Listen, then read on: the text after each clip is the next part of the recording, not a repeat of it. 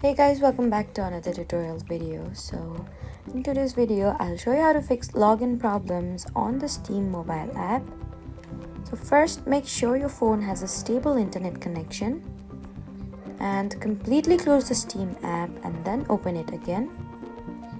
After that, check the App Store or Google Play Store for a Steam update and install it if one is available. Then you need to make sure you're entering the correct Steam login information.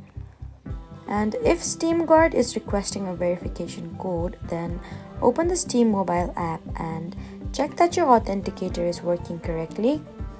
You can also restart your phone and try signing in again. If you've forgotten your password, use Steam's official account recovery option to reset it. And if Steam's server are experiencing an outage, then you may need to wait until the service is restored. So that was how to fix Steam mobile app login issues. Please do not forget to like, comment and subscribe for more helpful tutorials. Thank you for watching.